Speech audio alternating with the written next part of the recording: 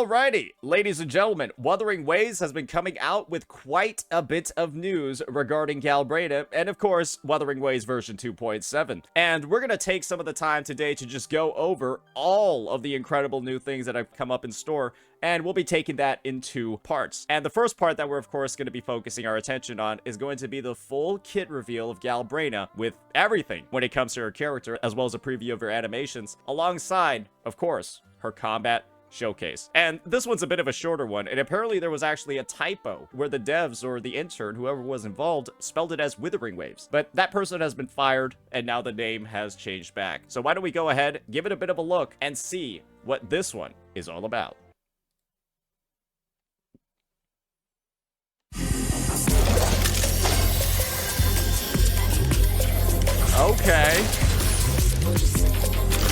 Okay, why is she aura farming like this? Why is she aura farming like this to such a high degree in this trailer? It's got a different vibe than the other combat showcases. I mean, we've already said it a bunch of times, right? Like DMC inspired, that sort of stuff.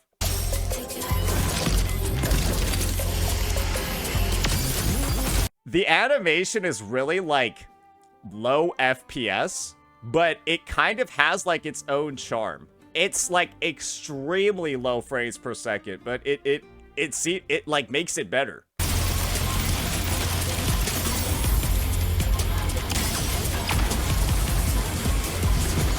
Oh man, okay. Galbrena, ready to join the hunt. Okay, they're just going crazy with the music over here. She has like the most like hyper pop like track out of pretty much I think any unit that's been released so far. Let's just pick it up from here.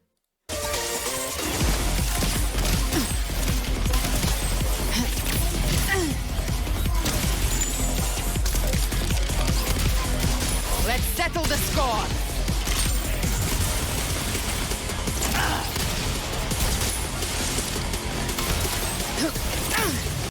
I think a lot of people thought when pistol users were gonna be in Wuthering Waves, they would all be like, you know, the kind of like boring pistol users, right? Where all you got are like these, everyone has the same air attack, all of this stuff. But yeah, I think afterwards, now that we've seen Carlotta, and now that we've seen this kit, yeah, I don't think anyone really cares about who the pistol users of the future are gonna be. Yeah, the 5-star kits at the very least seem to be pretty damn good. Oh. By my trigger. Okay, yeah, let me just go back to here a second. Yeah, I still love this shit. I think I've made an effort to comment on the whole like tacit mark branding that appears in pretty much every single trailer and combat showcase video. I do greatly enjoy that they're adding so much like variation and stuff into how they're presenting these designs. Like over here, right, it's so character specific. We got that goddamn snake. I don't even know what it's doing. It's like making the infinity symbol, right? And when you understand like Galbrena's lore and the fact that she like eats tacit discords to like fuel Chimera, a tacit discord inside of her, yeah, the whole like infinite thing makes even more sense. So it's even like lore related. By my trigger. Enter Hell's Gate! Scorched to Rise from Hellfire! That's actually kind of sick. Wait, does that voice line play in combat? Gate! Scorched to I do believe that's Chimera. I really do like the voice of Chimera. They're just like over here like talking shit in the background. I hope they're very, very, very active in combat and you hear them very often. Rise from Hellfire! Okay, why is my quality like fucking low? Let's 720p? Motherfucker. Rise from Hellfire!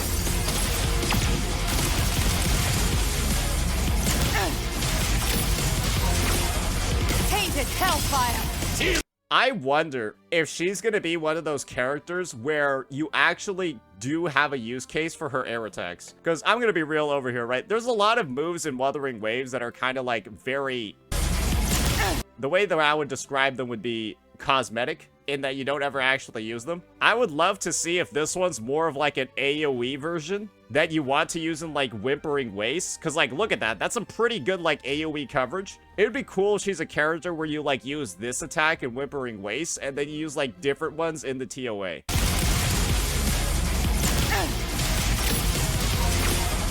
Tainted Hellfire! Devour them all! Who's my next prey? Did you see the sense? That is the same bar that Frolova was in. Yeah, if you guys remember Frolova's showcase, this is like the same bar. Painting. They really opened up their coffers.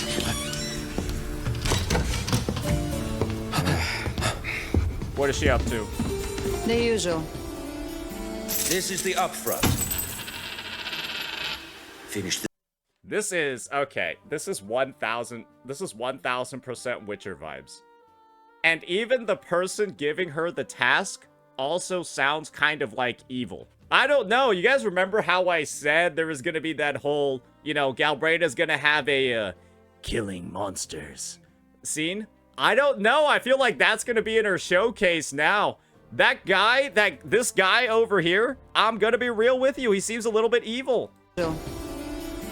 He seems a little bit evil, right? So he's probably gonna, like, give her a task to go do something. She's gonna find out he's actually, like, some corrupt politician doing some crazy shit or something like that. And then she's gonna, in the trailer, right, probably go ahead and murk him.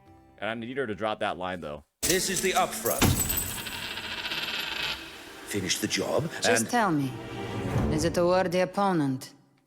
Well, very excited for the whole Resonator showcase that's going to be coming out probably in like 32, whatever, 20-something hours from now. We'll see. It usually follows 2 days after this. But overall, I would say it was a decent one. I wouldn't say this is like the best combat showcase ever. The music was something that I really liked, but you know, overall, I'm not going to go ahead and say it was like a 10 out of 10 and blows the other ones out of the water. I think like ones like Yuno's for reasons, as well as like Augusta's, I kind of like those ones a little bit better, at least in my opinion. But naturally, right, I think we got to wait until the showcase, the full Resonator showcase, to make our full judgments on this pre-release stuff. So anyways, that's all we're going to cover for the trailer. Now let's go ahead and just start breaking down the kit for Galbrena over here. And just to like keep a couple of things, you know, kind of like get our scheduling in order, we're going to start off with a simplified kit overview, then go into a more detailed breakdown of everything that's going to be going on with her abilities. So with that out of the way, let's just start off with, well, her attribute, weapon type, and upgrade materials. So she's going to be a fusion pistol user. We've pretty much known that for a couple of months by now. And she's going to level up using Stone Rose, which I do believe is a new 2.7 material. I don't think we can actually collect these right now. I am happy to be corrected on that one though, but I don't think I've actually ever seen any of these. As well as the Blighted Crown of the Puppet King. Oh, you can farm it? Oh, okay. Okay, never mind. I spread some misinformation over here. You can find this in Murmurstown, which is appropriate given the fact that she grew up there. So yeah, you've got that ready to go, as well as the Blighted Crown of the Puppet King, which is the boss drop from the Sovereign. Well, that's also the boss in Murmurstown. So you'll be able to farm up all of her level up materials with no issues at all. The only real issue you'll have in upgrading is going to be her skills, because, well, you're going to need the new weekly boss mat to do it. However, do make sure you understand that you can early access the new weekly boss immediately when the patch typically drops. Who knows? They've been hiding it in the live stream reveal, so maybe that's one that they won't let you do early access of. Hopefully they will, otherwise it's gonna be really hard to build Galbrena. So yeah, that's just something to keep in mind. We know very little about this. We don't even know the boss that it's dropping from, so they might not let us access it early. When it comes to her combat roles now, we've got her as a main damage dealer, and she's also gonna deal heavy attack damage.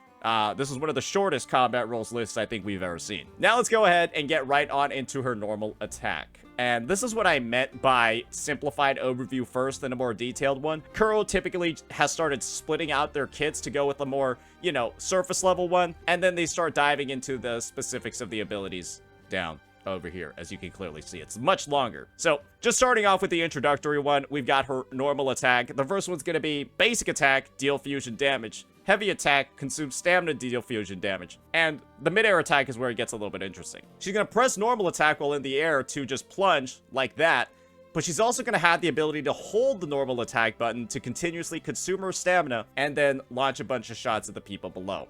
And you'll be able to see that animation right about here, We all know that one, right? The very cool spin twirl move. She's also gonna have a dodge counter. That's just gonna advance her basic attack chain, right? Pretty typical overall for a character you're just seeing over here. Nothing too crazy. Nothing too crazy that we're looking at. Now, let's take a look at her resonant skill. First one's gonna be it's gonna be called Edge Transcended. And she's just going to charge forward and deal fusion damage. I don't even know if you're going to use this one very often. It looks like it doesn't do anything. The second one, though, is going to be called Ascent of Malice. And so this is where her first resource in her kit is going to be listed out. At full Synth Flame, and this is the attack over here. At full Synth Flame, Resonant Skill is replaced with Ascent of Malice. She's going to slash at enemies, deal fusion damage, and then enter the Demon Hypostasis mode. You can probably guess this is going to be her form switching mode. So you're probably going to be building up her Synth Flame outside of this state. And then when your Synth Flame is full, you're going to use Ascent of Malice and then enter Demon Hypostasis. And that Synth Flame you were generating is going to be converted into Purging Flame, which is, you know, you can probably guess what's going on over here. You build a resource in one mode, you transform, and then you consume the resource in the other mode. Pretty typical sort of gameplay over here. I think we're pretty used to that at this point.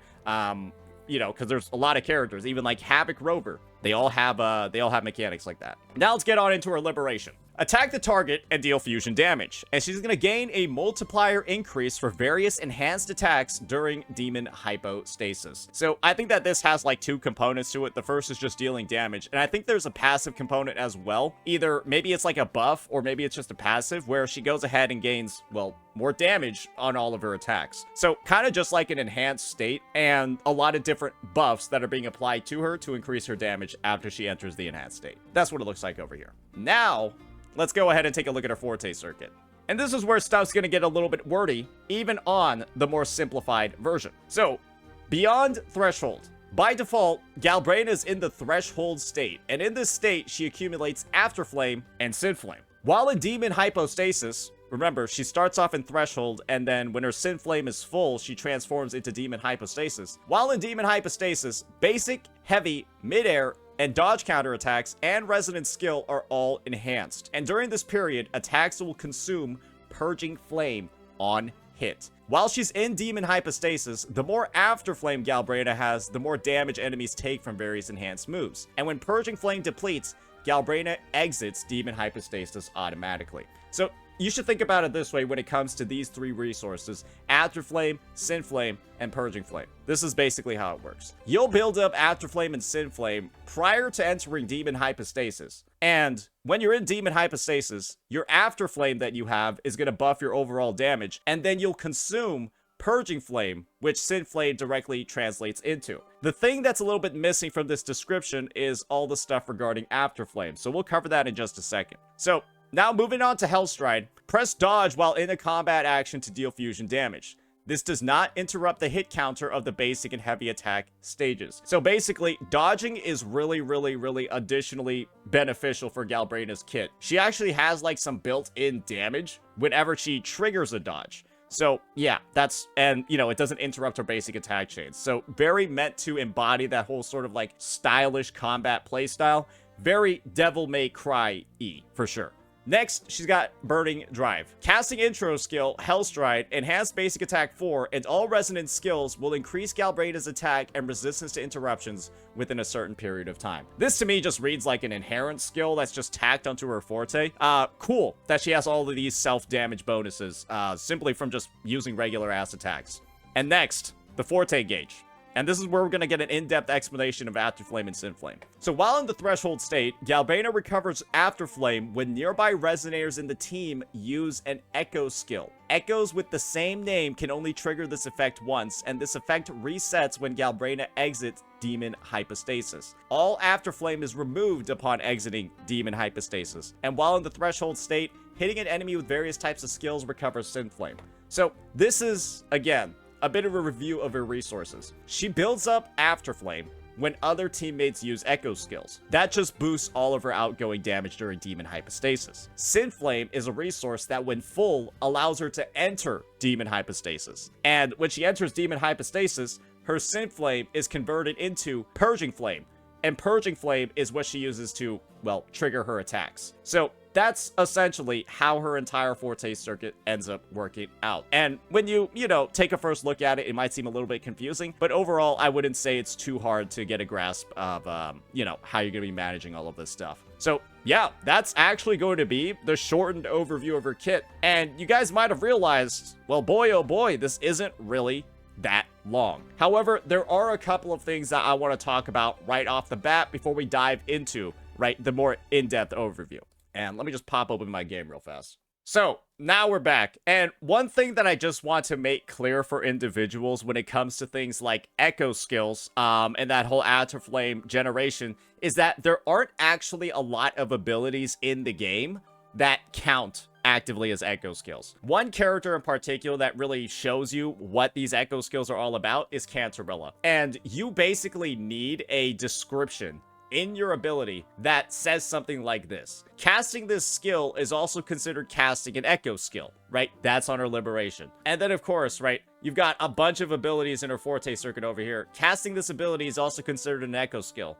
And then within Mirage, Resonant skill becomes Flickering Reverie, which is considered an echo skill, right? And Cantarella is currently the only character in the game with 4 echo skills, because you would count all of those, as well as the echo that's in her main slot. And Rosia is the other character in the game that has an echo skill actually built into her gadget that she gives upon an outro skill. So that's just something to keep in mind. I think it's pretty clear that Galbrena is probably not meant to be used with Cantarella or Rosia, considering she's a heavy attack damage dealer and none of these characters actually buff her. So there's probably going to be, you can imagine, another character on the roster who's probably going to use the Law of Harmony set. They're going to work better with it. And, well, you can just read it over here. That's how the Law of Harmony set works. And so most people have done like the theorizing, and they figured out that Shu Yan is the character that this one is for, because otherwise it doesn't really make that much sense. Because, well, the 4-cost echo for this set gives arrow damage bonus, so you can probably guess who that's for. Yeah, that's pretty much a confirmation that she's going to have a better slot in when it comes to actually activating this Afterflame mechanic. Just something for you guys to think about. And don't worry, Chu Yan's kit, it should be in the game at the start of the 2.7 update, so we will be making sure to do a bit of a deep dive, a bit of an analysis of that bad boy once it is out closer to the start of the patch, so you can fully see what sort of synergies are developing over here. So that's just something to keep in mind. I know people are asking questions about Mortefi right now. We're actually going to wait until we see what parts of her damage are actually considered heavy attack first to start talking about the viability of some other supports. But we're only going to get to that in the more detailed overview of what's exactly in her kit. So now let's start taking a look at some of the Concerto abilities. The first one is her intro skill, deal damage. Okay. Second one's going to be the outro skill. And this one's really going to blow your mind, right? Attack the target, dealing fusion damage. That's the intro skill. Here's the outro skill. Attack the target, dealing fusion damage. That's the outro skill. Not too much to talk about over here, ladies and gentlemen. She's got one of the more simple kits in the game. I don't really know what else to say. Now let's move on to the combat guide. And this one, I think, gives a pretty good description for how she's going to play. When Resonators in the team use an Echo skill, Galbrena obtains Afterflame, which increases the damage dealt during the next Demon Hypostasis. Pretty simple. Press dodge during combat actions to cast Hellstride. Casting this skill increases Galbrena's attack and resistance to interruption within a certain period of time, and does not reset the attack cycle in action for a short time. There's a lot more attacks that also do this. I don't know why they listed this one out specifically. Probably just to promote dodging in her gameplay. While in the threshold state, Galbrena accumulates Synflame when her attacks hit a target. And when Synflame reaches 100 points, use the resonant skill to enter Hypostasis. And when in Hypostasis, 100 points of Purging Flame are obtained by consuming all the Synflame. 100 to 100. Pretty simple. And while in Demon Hypostasis, the more Afterflame Galbrena has, the more damage enemies take from her attacks. I'm not gonna lie. It's pretty clear, or should be pretty clear to a lot of people who have been watching these kit reveals, these kit breakdowns. She's got one of, if not possibly, the most simple kits in the game. And the perspective that I have is that she's probably gonna actually be very easy to play. I think she's meant to be a bit more of like a less complex unit, which is, I think it is a little bit potentially questionable to have a playstyle that smells this simple right after the release of a character like Augusta, right? But it's also no lie at all to say that there's been some more difficult characters released across the 2.x version. And I would say the only real, like, easy ones, right, are, like, Augusta as well as Carlotta. So maybe this is just a bit more of, like, I wouldn't necessarily say, like, free-to-play friendly, but I would say, like, no hands friendly, sort of player. Because that's what it seems like. She seems like she has a very easy kit to use. So now let's go ahead. Let's do a bit of a deeper breakdown of her attacks, her damage types, all of that. Because believe me when I say this is a way more detailed overview and it's got a lot more specifics. So we'll be spending a lot more time over here. Let's start reading it all out, starting with the normal attack, Slayer's Trigger. Perform up to 4 consecutive attacks, dealing fusion damage, basic attack, or dealing fusion damage, and this is a basic attack. Basic attack stage 1 to 3 damage is considered heavy attack. Basic attack 4 damage is considered as echo skill. So hopefully you guys are beginning to see right now she's got kind of a interesting damage split going on. Then she can press a normal attack right after performing basic attack stage 4 to perform basic attack stage 2. So now you can kind of see what's going on over here. She pretty much is prompting you to use a lot of basic attacks, and they're all going to deal either heavy attack or echo skill damage. Now it's time to move on to her actual heavy attack, Volley of Death. She's going to consume stamina to attack the target and perform up to 3 consecutive attacks that all deal fusion damage. The third hit is considered echo skill damage. She can also press the normal attack right after using that heavy attack to perform her basic attack chain from stage 2. And then she's going to use a normal right after performing the heavy attack stage 2 or 3 to go into the third stage of her basic. So you're seeing over here, she actually has a lot of like these animations, sort of like shortening animation skips to change it to like basic, to chain into like other parts of her attack chain. There's a lot of like complexity actually written in here, but the unfortunate part about this sort of like built-in complexity is that oftentimes you don't actually have to engage with too much of it. And the biggest example that I actually want to talk about is like Augusta and like her 17 different types of like normal attacks that she can use, right? It's like you go into her normal attack page for Augusta and like you just see dodge counter, thunder roar, backstep, and like dodge counter, heavy attack. Nobody uses these, right? It's a bunch of like neat stuff that's built into her kit that lets you do like some fun stuff. But if you're trying to like, if you just do like an optimal rotation or like a beginner friendly rotation that'll just clear all the content in the game, yeah, you're never actually using any of these. And so there's just a similar sort of action going on over here for, well, this heavy attack. So that's just something to keep in mind. Now we're going to have her mid-air attack, Ashfall Barrage. And so while in mid-air, press the normal attack to consume stamina to just do a plunging attack, which is also considered heavy attack damage, or hold the button to, you know, kind of do that shooting move, right, where we're getting a large area underneath us. If Galbrena does not land when interrupted by the barrage, she cannot cast the skill again. So yeah, you can't just like chain together a bunch of like air attacks, dodge in the air, and then do another set of air attacks. It'd be kind of neat if you could. I don't think it would be that broken, but I guess maybe the gameplay just looked a little bit too goofy for that one. She's also going to be able to press a normal attack right after using a plunge attack to just immediately use a basic attack stage 3. So there's a lot of different combos that she can use, but do keep in mind that there's always going to be like an optimal rotation that you're going to use in baseline situations, and those will probably never be as complicated as what the kit can actually allow. So yeah, we'll be making sure to explore that when she gets closer to release, but you can make her gameplay spicier if you're into it. Just at a baseline, her kit just really isn't that complex. Now we're going to have her dodge counter, Blood for Blood. Press the normal attack right after a successful dodge, and as you can see over here, it's going to deal heavy attack damage, and then you'll basically be able to skip to this 4th stage of your basic attack chain, which is pretty good, especially considering they all deal like echo skill damage, all of that. One thing to keep in mind though, as you're reading this, is that a lot of her attacks, from what we're seeing, are dealing this thing called echo skill damage.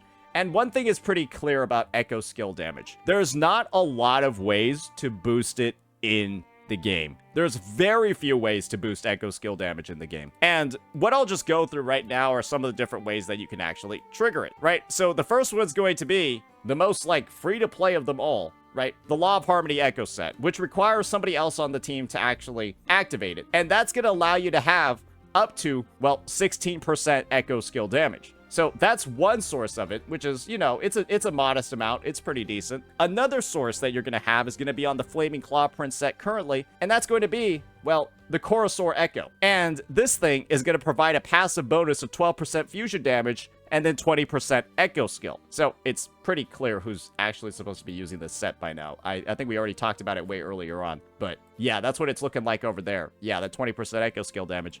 And the third is going to be, of course, a method that not everybody's going to be able to access, the gacha. Because, as you can probably see over here, you're going to gain some Echo damage amplification, which is going to be available on Galbrena's actual weapon, Lux and Umbra. And that's going to be about 24% over here.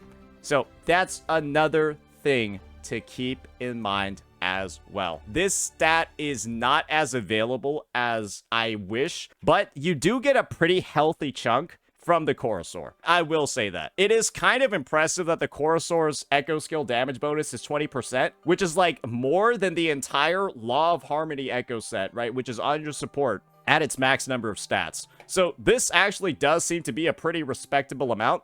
Maybe that's enough. But we'll just have to see after some initial testing, after some initial gameplay. So yeah, that's going to be our basic her basic attacks. Now let's take a look at her resident skill, Edge Transcended. So first one's going to be called Encroach. She's going to dash forward, leap into the air, and flip backward upon hitting a target, and deal heavy attack damage. You're seeing that she basically only deals heavy attack damage or Echo skill damage. That's pretty much it. It seems like there's nothing else that's being fueled in her kit. Now, Ascent of Malice. This is the enhanced resonance skill. Upon reaching 100 points of Synflame, Resonance Skill is replaced with Ascent of Malice. She's going to slash at enemies with her wings, deal fusion damage, which is also considered heavy attack, again, and then she's going to enter Demon Hypostasis, convert Synflame, and actually be able to follow up with the second stage of her Forte enhanced attack chain. And don't worry, we'll see that later. Now we got Resonance Liberation, Hellfire Absolution. Attack the target, deal fusion damage, which is considered Echo skill damage. Once again, this is another unique damage type, and gain 85% damage multiplier increase for her basic attacks, the Forte enhanced versions, the Forte enhanced heavy attack, her Forte enhanced midair attack, and special dodge counter. This is basically all of these attacks are only available while she's in Demon Hypostasis. So yeah, you enter Hypostasis, then you shoot off this bad boy, apply a bunch of self buffs, and then go to town for 14 seconds. That's how she works. All right. She's going to press the normal attack after casting a Resonance Liberation to cast the second stage of her basic attack. And you're seeing over here, right? Oh, lot of opportunities for us to advance into the second stage. One over here and one over here as well. It can also be cast in midair. Next, her Forte Circuit. And this is where we're gonna get a lot of information when it comes to all of these different attacks, right? The buffed versions that are available. So, Beyond Threshold. By default, Galbrena's in the Threshold state, and in this state, she accumulates Agiflame and Synflame. We all know about that one. And so, while she's in Demon Hypostasis, she gains access to all of these attacks. Basically, all of her baseline, basic, heavy, midair, dodge counter attacks, and her resident skill, they're all going to be replaced with different versions during her Forte. And they're all just going to have different names, but they'll function pretty similarly. All of the Forte enhanced attacks are just going to consume, well, okay, there's clearly a typo in here. They're all going to consume the new resource that she has, which she generates, right? Where, oh my gosh, there's a fat ass typo in here. So they're all going to consume the resource that she generates after consuming the 100 threshold flame. And then after she transforms, that 100 Synflame is going to be confirmed or converted into Purging Flame. And basically, all of these attacks over here are going to consume Purging Flame. Yeah, there's clearly a fat ass typo in here. Good, well done, Kuro Games.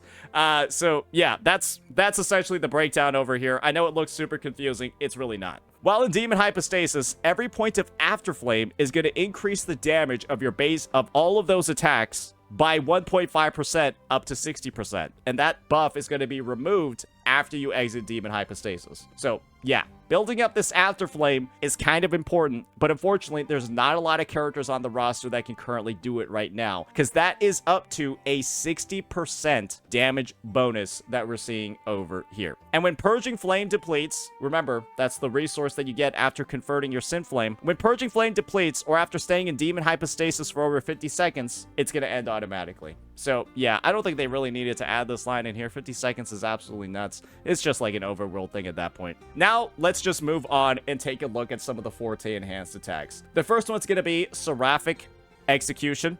And this is going to be a 5-hit basic attack chain. Stages 1 to 3 are considered heavy attack damage, and stages 4 to 5 are considered echo skill damage. And she can press a normal attack after basic attack stage 5 to immediately go into basic attack stage 3. And the thing is, you're never actually going to be using basic attack stage 1, because when you read her kit, she has a bunch of advancements in things like her enhanced skill and her liberation can be followed by basic attack Seraphic Execution stage 2. While in Demon Hypostasis, cast basic attack Seraphic Execution stage 2 instead. So, really, as you're starting to see over here, her gameplay is actually starting to consist of press her liberation and then spam the basic attack button. Because, well, you can see what's going on, right? You'll go into stage 2, then you'll do stages 2 and 3, then 4 and 5, and then if you use the basic attack button again, you'll go back to 3, and then do 4 and 5 again. That's kind of like how her kit seems to be broken down over here. There's a lot of left mouse button clicking because there's a lot of, well, attack chain skipping that we're doing as well. Naturally, we're going to have to take a look at the damage multipliers, but I think there's a reason why all of these mechanics are being built in. Next, we're going to have her heavy attack, Flame Wing Verdict. This is going to consume stamina to attack the target, perform it to 3 consecutive attacks. She's going to consume Purging Flame on hit, and the third hit of this attack chain is considered echo skill damage. She can press the normal attack after using Flame Wing Verdict stage 1, and then she can immediately go into Seraphic Execution stage 2, and then she can also press a normal attack after stages 2 and 3 to go into a Seraphic Execution stage 3. So you're beginning to notice over here, right? A lot of different ways to advance into the attack chain, but they're all shortcuts to the basic attack chain. So, logic would have me believe that the basic attacks are primarily the main thing that you're supposed to be using, because they're all going to deal heavy attack or echo skill damage anyways, much like all these other ones, and they're all, you know, everything is going into this. Now, let's read the mid-air attack, Hellsent Barrage. While in mid-air, press normal attack to consume stamina, do the aerial attacks, blah, blah, blah. Basically, it's the same exact sort of attack that we just saw before. Except when she lands with the plunging attack, she'll be able to advance into Seraphic Execution instead of just her regular basic attack chain. That's pretty much it. And for her dodge counter, same exact thing going on. She'll deal heavy attack damage on a dodge and then be able to advance into later stages of her basic attack chain. That's pretty much it. And do remember, she gains a damage bonus, right? She gains a damage bonus, all of this. Deals damage as well and doesn't interrupt her attack chain whenever she uses a dodge. So this attack over here, you're probably going to want to use it pretty frequently if possible, right? But don't go like running into enemies intentionally just to do it. Now we got Resonance Skill Ravage. Dash forward and leap into the air, flip backward, blah, blah, blah. Same exact sort of dynamic as the regular skill. These all just kind of have different names, and that's just to signify that they're consuming Purging Flame to actually be used. And so, now let's go ahead, let's read more of the dodge mechanic in depth. Hellstride. Press dodge on the ground while casting Galbrena's own skills to use Hellstride and deal a fixed amount of fusion damage. That's going to be considered basic attack damage that doesn't bear any effect from damage buffs. I think this is meant to just be like a neat little damage bonus for dodging. I don't think you're meant to use it as like a primary damage source, because I don't think this is going to scale off of anything, because it literally says it can't scale off of anything. It cannot be cast consecutively, but it can trigger successful dodges. And casting this skill does not reset the attack cycle within a short period of time. And do remember, she's got a lot of different ways to advance her attack chain, and one of the main ones is just completing an attack chain. So that's pretty nice to see. Next, we have Burning Drive, and this is her damage boosting passive over here, and this one's pretty important. Casting intro skill Hellstride, normal attack Seraphic Execution, Seraphic Execution stage 4, Resonant Skill Encroach, Resonant Skill Ascent to Malice, and Resonant Skill Ravage. They're all going to increase Galbrena's resistance to interruptions and attack by 20% for 4 seconds. So, yeah, just a nice little self-buff over here. She's encouraged to dodge, but she can also tank some hits as well, with all that stuff built in. Pretty neat stuff as a whole. Now let's read Afterflame. And remember, I think we already got like an in-depth overview of this mechanic, but not the specific numbers. Galbrena can hold up to 40 points of Afterflame. While in the threshold state, Galbrena recovers 8 points of Afterflame when resonators in the nearby team use an echo skill. So let's just think about it this way. Every team at a baseline has 3 echo skills because you got 3 teammates. That's 24 out of her 40, just without any other echo skill enabling mechanics. A character would require 3 more echo skills to be able to max out this bonus. Sorry, only 2 more echo skills. I'm tripping. Yeah, so 24 at a baseline, right? From the 3 members of your team. And then you would need an additional 2. However, I don't know if Galbrena's own echo skill counts for this situation. And if her own echo skill doesn't count, then you would only have 16 out of 40. And so you would need an additional, well, 3 to be able to trigger it. And so this is the situation, right? At a baseline, you're still going to be able to get close to half, if not more than half, of this 60% damage bonus that she has available. So she just gets a little bit extra. It's not like she's going from 0 to 60% more damage. We can go ahead and see it over here, right? We see how Afterflame boosted up to 60%. She's never going to be at 0. And typically, I would imagine she's at 36% at a baseline, which isn't really that bad. And so having the additional teammates, right, just will result in her attacks getting a slightly higher damage bonus. And, well, let's just be entirely honest here. If she's using a character like Chuyan specifically, one team that she's probably not going to be able to use if she's using Chuyan is Mono Fusion. And let me just be honest with you about a couple of things when it comes to Mono Fusion, ladies and gentlemen.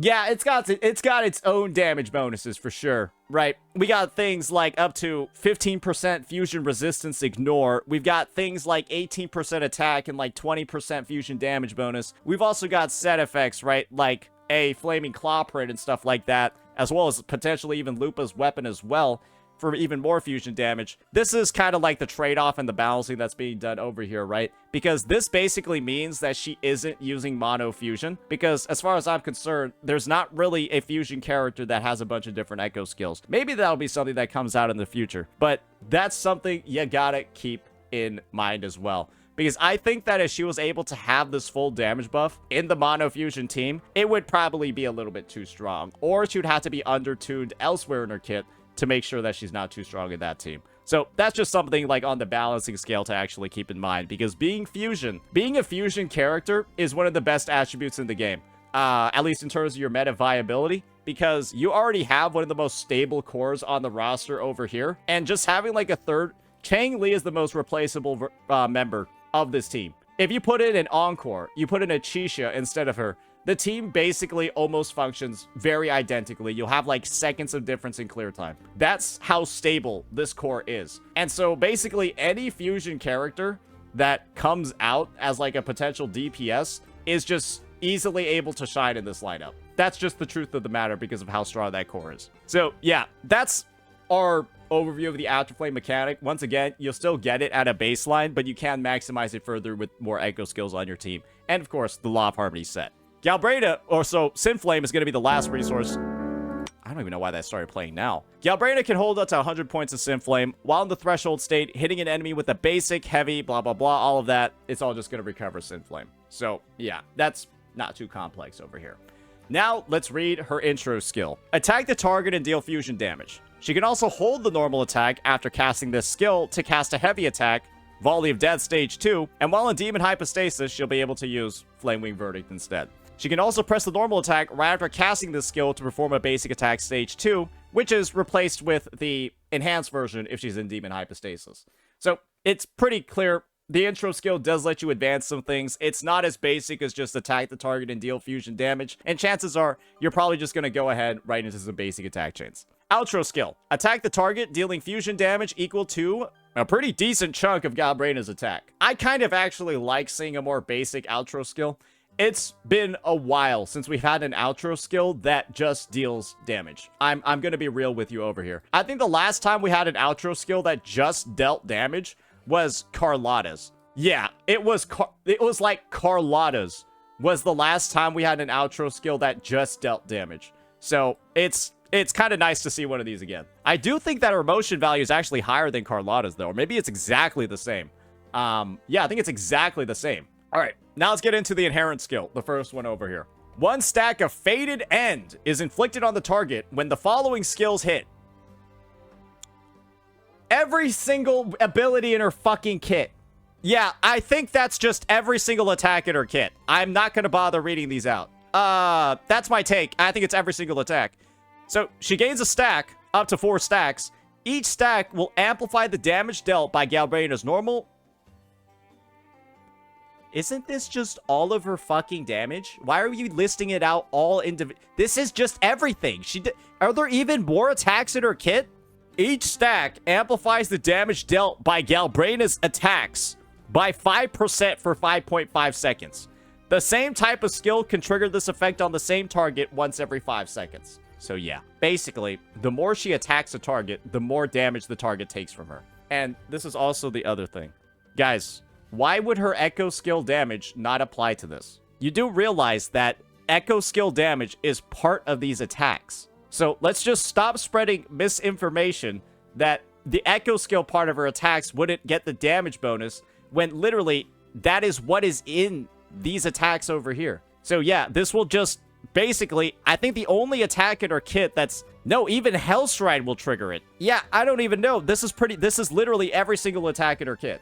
This is like literally every single attack in her kit that's going to get a damage bonus. Except maybe her manually cast echo skill. I think that's the only one that people are talking about. Like the one that you press Q for in combat. So yeah, just more damage. Second inherent skill, Sin Feaster. Casting the basic attack stage 4, basic attack stage 5 while enhanced, heavy attack Volley of Death stage 3, and heavy attack Flame Wing Verdict stage 3 is going to recover 10 points of stamina. So could potentially be an amazing solo character for some individuals because you should have a pretty consistent uptime, especially because dodge counters advance you into your basic attack chain. You should be able to theoretically, right, have almost infinite stamina if you're consistently perfectly dodging, consistently using dodge counters, doing all of that. But I'm just gonna be honest, in actual gameplay, this sounds fucking useless. Yeah, in actual regular gameplay, this actually doesn't even seem like real.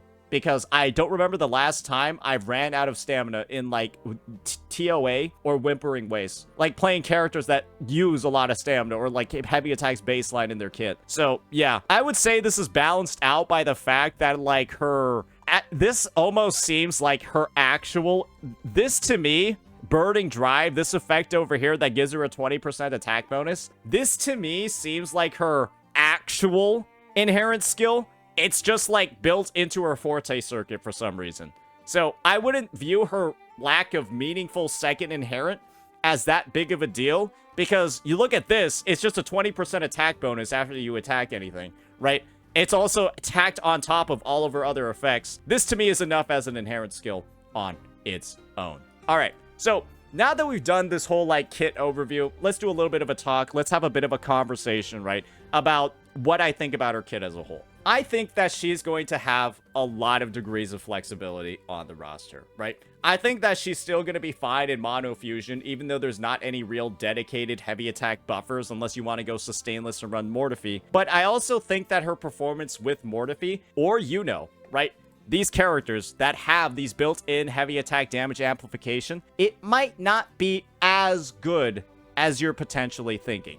And the reason for that is quite simple. She's got a lot of attacks that are considered heavy attack damage, but she's also got a lot of attacks that are considered echo skill damage, right? The ending chains of her basic attack chain, they're like all considered echo skill. And typically when it comes to like any basic attack chain in the game, the last attack is typically the one that deals the most damage in the attack chain. So I would imagine that her split of actual damage pieces could be closer to like 50-50 or maybe even like 40-60, right? Depending on what her motion values actually are. And so I would just view it this way. This is going to be a character that is like heavily dependent on what her actual multipliers are.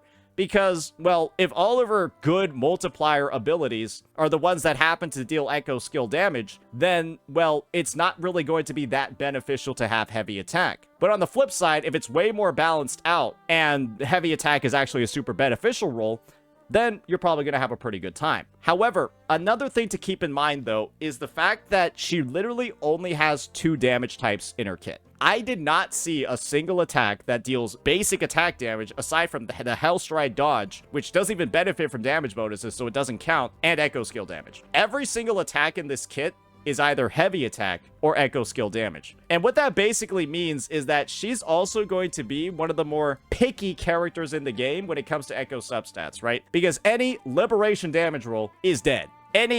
This is the type of echo that you want on her. I know this is a pretty disgusting roll. Like, this is probably the type of echo that you want on her with, like, attack replaced with heavy attack. But pretty much all other stats are going to effectively be useless, right?